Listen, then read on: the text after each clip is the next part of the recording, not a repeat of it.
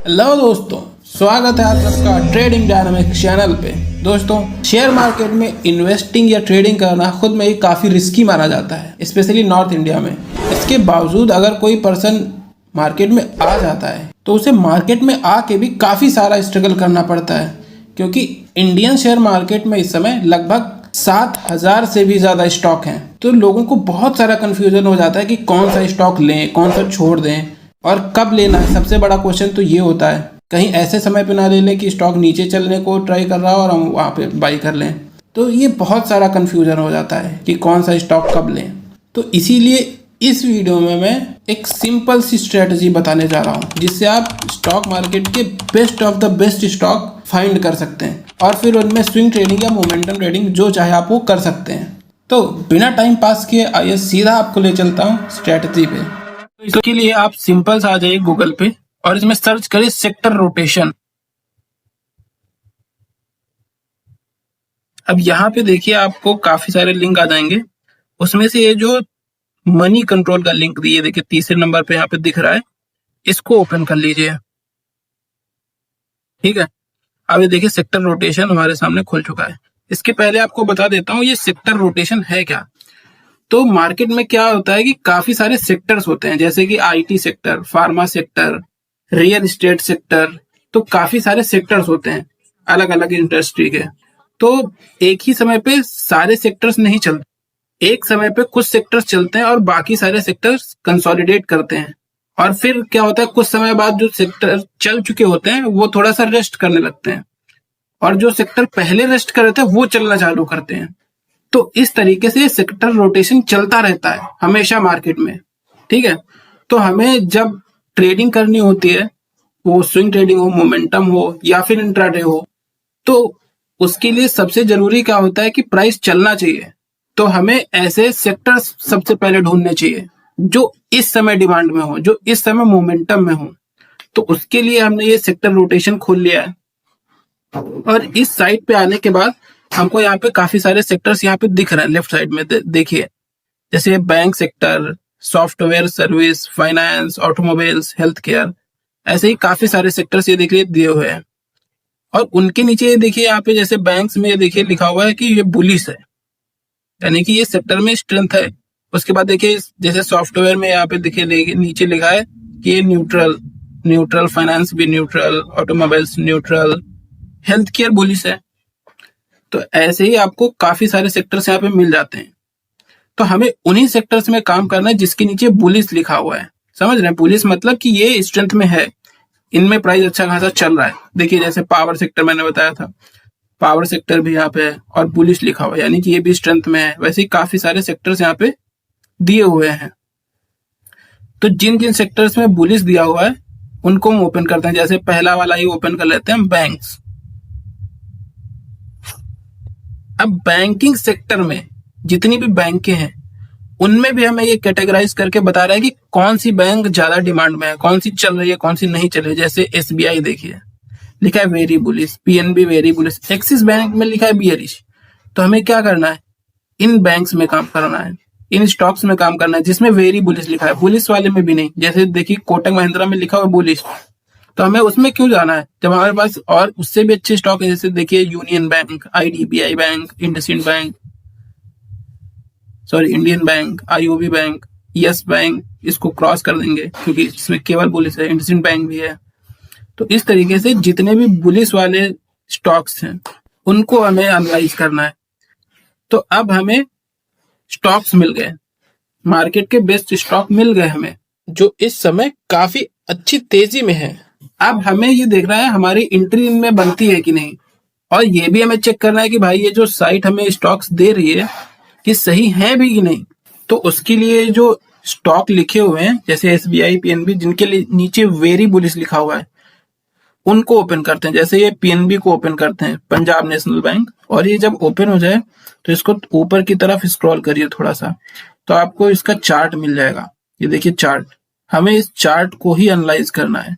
अब चार्ट के भी लेफ्ट में देखेंगे यहाँ पे, तो आपको कुछ टाइम फ्रेम्स लिखे मिल जाएंगे। जैसे कि एम लिखा हुआ है, एम का मतलब होता है मंथली, वीकली, डब्ल्यू का मतलब, डी का मतलब daily, 1 hour, 15 minute, 5 minute, 3 minute. तो ये सारे इंपॉर्टेंट टाइम फ्रेम है।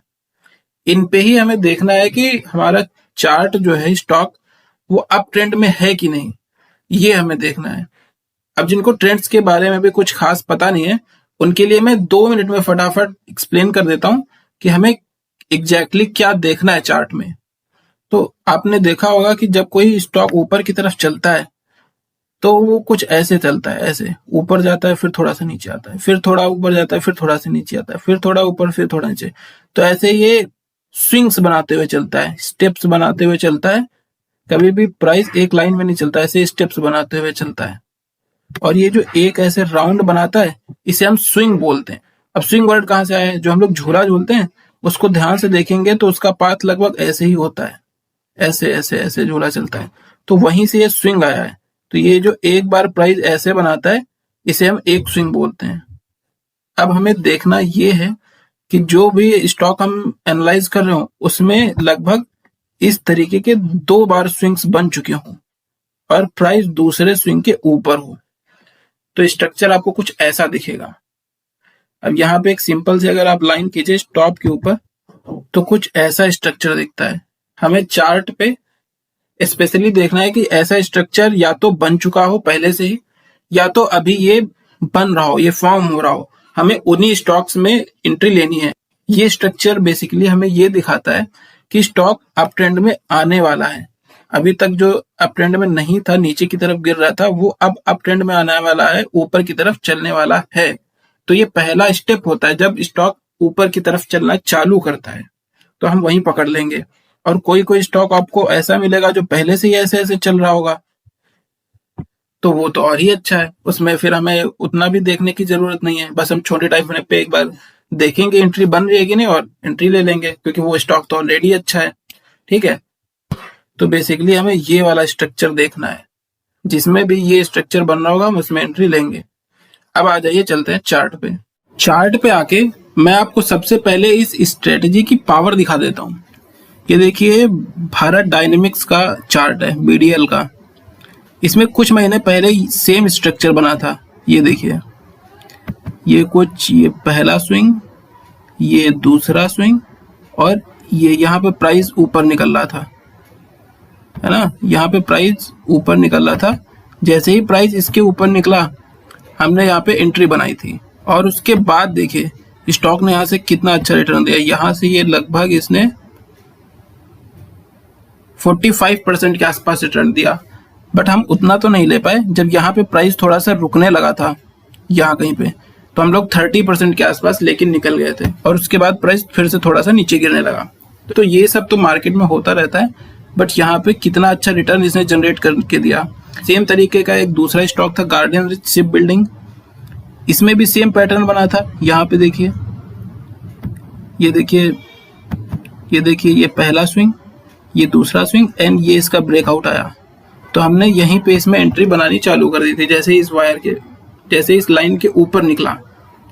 ठीक है, और इसका रिटर्न देखिए, ये देखिए इसने लगभग 70% के आसपास रिटर्न दिया, जिसमें से हम लगभग 50% के आसपास ही रिटर्न ले पाए थे, क्योंकि ये प्राइस काफी तेजी से नीचे आ गया था और फिर यहाँ पे प्राइस थोड़ा सा कंसोलिडेट कर रहा था। डेली टाइम फ्रेम पे देखेंगे ये यहाँ पे, तो हम यहीं कहीं पे इसमें एग्जिट कर लिए थे। ठीक है, तो इस तरीके से आप स्ट्रेटजी को अगर सही तरीके से लगाएंगे तो आप एवरेज 20 से 25% तो बहुत इजीली रिटर्न बना लेंगे। और अगर आप वेट करेंगे, स्टॉक अच्छा चल गया, तो आप इससे भी कहीं ज्यादा रिटर्न जनरेट कर सकते हैं। तो अब चलते हैं अभी कुछ न्यू स्टॉक्स ढूंढने। इसके पहले आपको याद दिला दूं कि अगर आपने अभी तक भी चैनल को सब्सक्राइब नहीं किया है तो प्लीज़ चैनल को सब्सक्राइब कर लीजिए। राइट साइड में आपको नीचे की तरफ ब्लैक कलर का बटन दिख रहा होगा, उसे आप दबा दीजिए, ताकि ऐसे और इन्फॉर्मेटिव वीडियोस आप देख पाएँ आगे आने वाले समय में। तो अब हम आ गए हैं चार्ट पे। चार्ट पे भी मैंने ये लाइन चार्ट लगा लिया है, क्योंकि हो सकता है जब आप पहली बार आए इस साइट पे तो आपको ये लाइन चार्ट ही देखने को मिले, इसलिए मैंने ये लगा दिया है। आप इसमें भी एनालाइज कर सकते हैं और यहाँ पे आप चेंज भी कर सकते हैं। यहाँ पे आप क्लिक करेंगे तो यहाँ पे कैंडल स्टिक का ऑप्शन आता है, तो वो भी आप कर सकते हैं। दोनों ही अपनी जगह ठीक है। लाइन चार्ट थोड़ा सा इजी होता है, बट इसमें डिटेलिंग थोड़ी कम होती है। मैं प्रिफर करता हूँ कि कैंडल स्टिक ये हो तो ज्यादा बेटर है। तो यहाँ से हमने चेंज कर दिया कैंडल स्टिक में। अब जो मैंने बताया था उस हिसाब से चलते हैं। यहाँ पे जो टाइम फ्रेम्स दिए हुए हैं, पहले हम मंथ में जाते हैं, एम। अब मंथली चार्ट पे हम ऊपर ऊपर से देखें तो हमें ये बुलिश ट्रेंड में ही दिख रहा है, क्योंकि यहाँ से देखिए ये ऐसे गया, फिर ऐसे गया, फिर ऐसे ऐसे ऐसे, तो ये बुलिश ट्रेंड में ही माना जाएगा। ठीक है, तो मंथली चार्ट पे हमें ये पीएनबी जो स्टॉक हमने लिया था ये अप ट्रेंड में दिख रहा है, तो मंथली टाइम फ्रेम पे ठीक है। अब लगा लेते हैं वीकली चार्ट। यहाँ से हमने चेंज किया, वीकली चार्ट लगा लिया, और ये हमारे लिए सबसे इंपॉर्टेंट है। वीकली चार्ट ही हमारे लिए सबसे इंपॉर्टेंट है। अब यहाँ पे हमें दो स्विंग्स क्लियर दिखने चाहिए, तभी हम इसको आगे बढ़ाएंगे, आगे देखेंगे, आगे इसमें एंट्री के लिए सोचेंगे। ठीक है, तो इसमें देखिए हमें दो स्विंग दिख रहे हैं, बट उसका हाई नहीं क्रॉस हुआ। देखो दिखाता हूं आपको, यहाँ पे आप देखेंगे तो ये पहला स्विंग इसका, और ये दूसरा स्विंग। अब ये उसके ऊपर नहीं निकल पाया है अभी। यहाँ से देखिए ये ऐसे ऊपर निकलना चाहिए था, बट अभी उसके ऊपर नहीं निकल पाया है। ये देखिए यहाँ से ऐसे लाइन मार्क करें तो हमारा प्राइस ये जो है दो स्विंग्स तो बना चुका है, बट इसके ऊपर दूसरे वाले स्विंग के ऊपर नहीं निकल पाया है।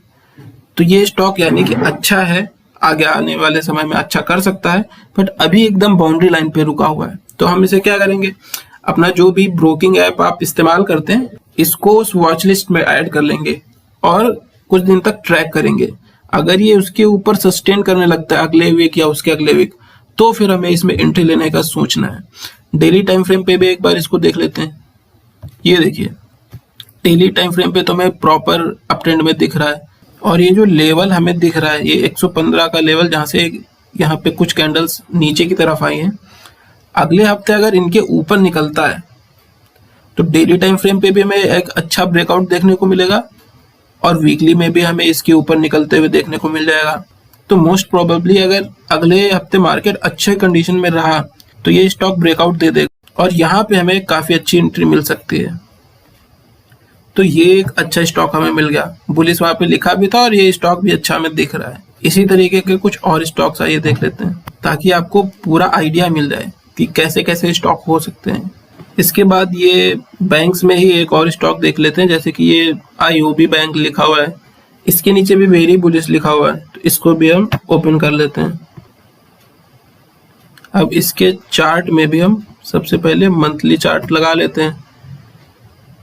अब मंथली चार्ट में देखिए ये बुलिश दिख तो रहा है, बट यहाँ पे इसमें काफी अच्छी खासी गिरावट आ गई है, और यहाँ से अभी प्राइस ऊपर की तरफ चलना भी चालू नहीं किया है। तो इस स्टॉक में मुझे थोड़ा सा डाउट लग रहा है कि ये बुलिश है भी कि नहीं।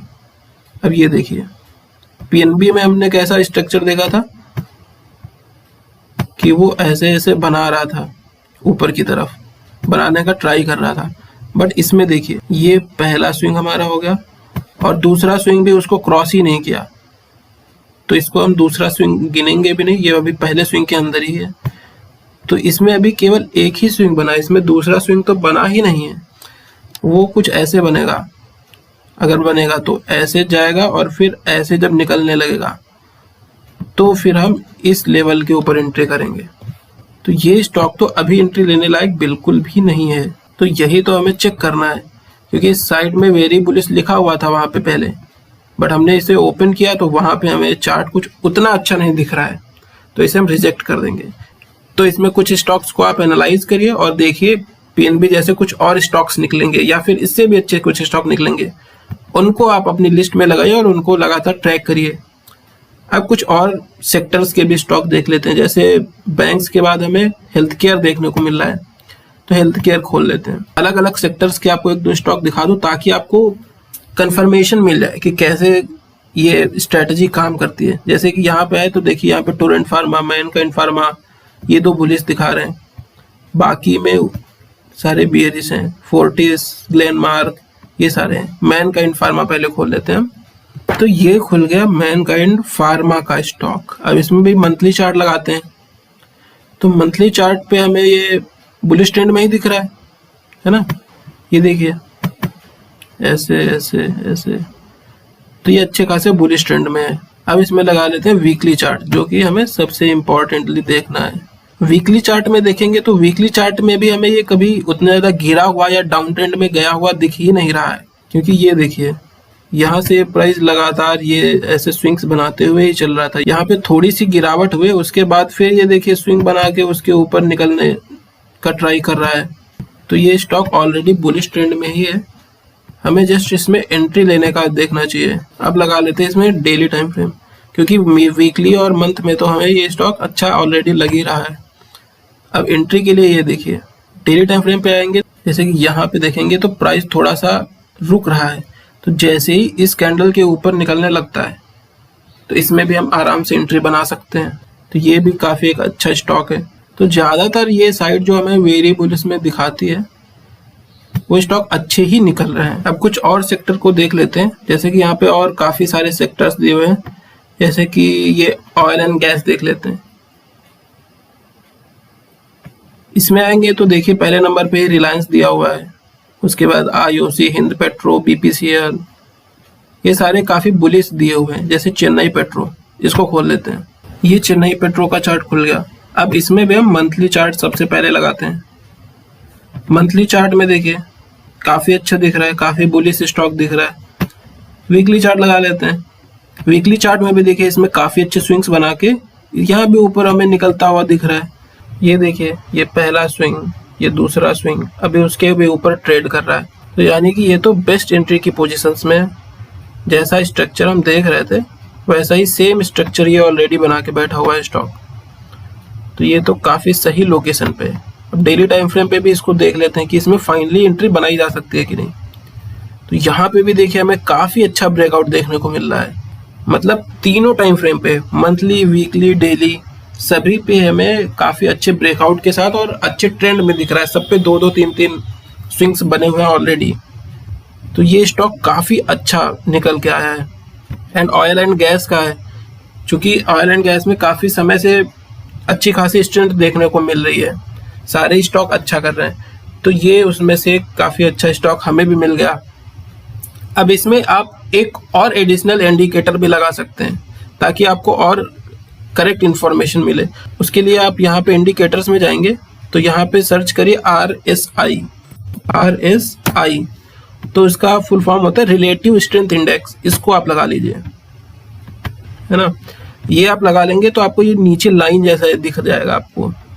इसमें हमें देखना है कि जब आप वीकली चार्ट लगाएं तो यहाँ पे जो इसका वायर है वो 50 के अबव होना चाहिए। जैसे कि यहाँ पे जो वायर है इसके सामने यहाँ पे देखिए वैल्यू कुछ लिखी होगी, इसके सामने जैसे लिखी हो 62.69, यानी कि 62 की वैल्यू पे ट्रेड कर रहा है अभी।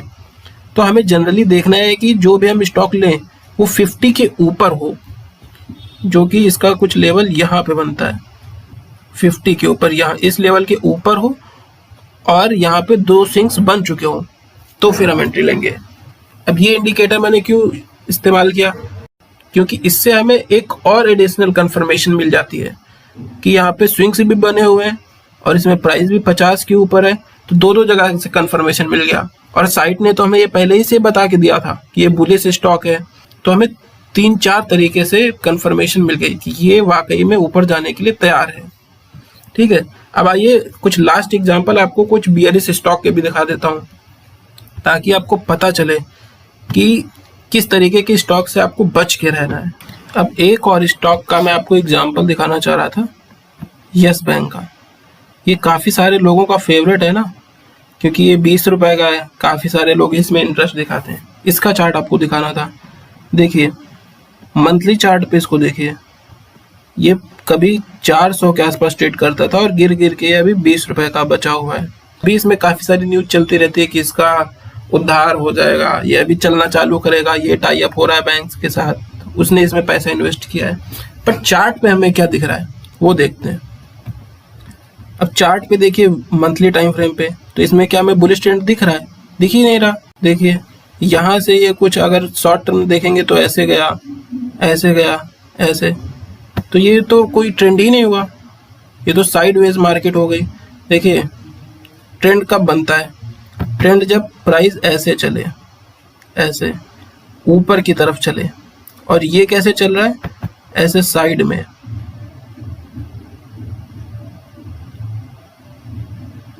तो इसे हम कंसोलिडेशन कहते हैं। इसे कहते हैं प्राइस एक साइडवेज हो गया है, एक रेंज में चल रहा है। इसमें प्राइस कहीं जा नहीं रहा है, तो आपको ऐसे स्टॉक्स से बच के रहना है।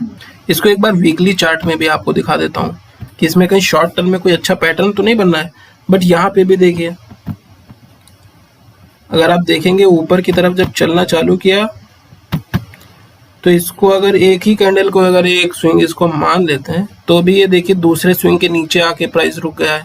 अभी जब इसको भी क्रॉस करेगा तो फिर हो सकता है कि यहाँ पे कुछ अच्छी एंट्री बने, बट चूंकि ये मंथली टाइम फ्रेम पे ही उतना अच्छा दिख नहीं रहा था तो इसे हम अवॉइड ही करेंगे। तो ऐसे स्टॉक्स से हमें बच के रहना है जो मंथली टाइम फ्रेम पे भी हमें नहीं ठीक दिख रहा है, वीकली टाइम फ्रेम पे भी नहीं दिख रहा है, तो हमें ऐसे स्टॉक्स में एंट्री नहीं लेनी है कि जस्ट बिकॉज किसी ने बता दिया कि ये स्टॉक अच्छा है, उसने इसमें इन्वेस्ट किया, इसने उसको बेचा, ये हुआ वो हुआ, तो न्यूज़ के फ्लो पे मत जाइए। चार्ट आप देखिए।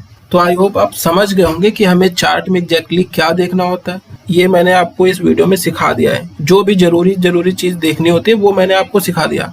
बाकी अगर इसको चार्ट को कैसे पढ़ते हैं ये आपको और ज़्यादा अच्छे से सीखना है तो ऊपर राइट साइड में देखिए मैंने पिन कर दिया है वीडियो का लिंक, तो आप इससे और भी डिटेलिंग में चार्ट को एनालाइज करना सीख सकते हैं।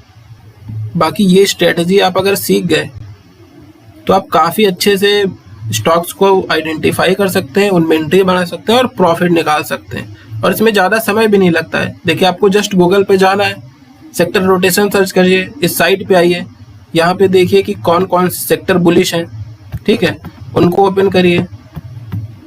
आपको स्टॉक्स तो डायरेक्ट ही मिल जा रहा है ना, वेरी बुलिश लिखा हुआ है, उनमें चले जाइए और बस आपको चार्ट पढ़ना है। चार्ट पढ़ने का भी तरीका मैंने आपको बता दिया है कि वीकली टाइम फ्रेम पे मेनली हमें देखना है कि उसमें 2 स्विंग्स बने होने चाहिए ऊपर की तरफ। वीकली टाइम फ्रेम पे हमें अप ट्रेंड दिखना चाहिए, तो उस स्टॉक को अपने हम रडार में रखेंगे और कोशिश करेंगे कि आने वाले समय में उसमें एंट्री ले लें, ठीक है। तो इससे आसान तरीका और कोई हो भी नहीं सकता स्टॉक मार्केट में कि आपको स्टॉक्स भी मिल रहे हैं और उनको एनालाइज करने का तरीका भी इतना आसान है। तो आप ये ट्राई करके देखिए, आपको गारंटीड अच्छा रिटर्न देखने को मिलेगा ही मिलेगा। आप एक बार करके देखिए, फिर आप बताइएगा। और यहाँ पे मैं आपको एक प्रो टिप भी दे देता हूँ कि मान लीजिए आप इस स्ट्रेटजी से कुछ स्टॉक्स को एनालाइज करते हैं और किसी स्टॉक में आपको ऐसा पैटर्न मिल जाता है जिसमें प्राइस अच्छी कंडीशन में हो और ऐसा पैटर्न बना हुआ हो, तो आप उसमें एंट्री ले लेते हैं। अब लेकिन बाई चांस मान लीजिए कहीं वर्ल्ड में कहीं वॉर वगैरह छिड़ गया, अमेरिका में कहीं कुछ हो गया, तो मार्केट तो क्रैश होने लगती है, तो वहाँ पे आप एग्जिट कहाँ पे लेंगे, आपका स्टॉप लॉस क्या होगा, ये तो आपको पता ही नहीं होगा। तो आप अपना स्टॉप लॉस हमेशा इस वाले लो के नीचे रखेंगे, समझ गए। इस टॉप के ऊपर जब निकल रहा था प्राइस तो यहाँ पे हमने एंट्री ली थी, वैसे ही उसी सेम लो के नीचे हम एग्जिट करेंगे। स्टॉप लॉस का होना बहुत जरूरी होता है और हम अपना टारगेट हमेशा 20 से 25% के बीच में रखेंगे। जब तक वहां तक प्राइस नहीं जाता है हम बैठे रहेंगे, या तो हम अपना टारगेट लेंगे या तो स्टॉप लॉस लेंगे। और जब प्राइस 20 से 25% के आसपास रिटर्न दे देता है तो फिर हम एक बार अपना प्रॉफिट बुक करने के लिए देखेंगे। अगर सब कुछ सही रहता है तो थोड़ा और बैठकर वेट करेंगे कि हो सकता है 30% दे दे, 40% दे दे, बट एवरेज अगर देखा जाए तो 20 से 25% आइडियल रिटर्न रहता है इस स्ट्रेटजी का। तो आई होप आपको ये सारा सब कुछ समझ में आया होगा, कुछ इसमें इतना हार्ड नहीं था। आप 1-2 बार देखेंगे तो पूरा आसानी से समझ जाएंगे। तो इस वीडियो के लिए इतना ही। चैनल को अभी भी सब्सक्राइब नहीं किया है तो चैनल को सब्सक्राइब कर दीजिए एंड इस वीडियो को लाइक कर दीजिए।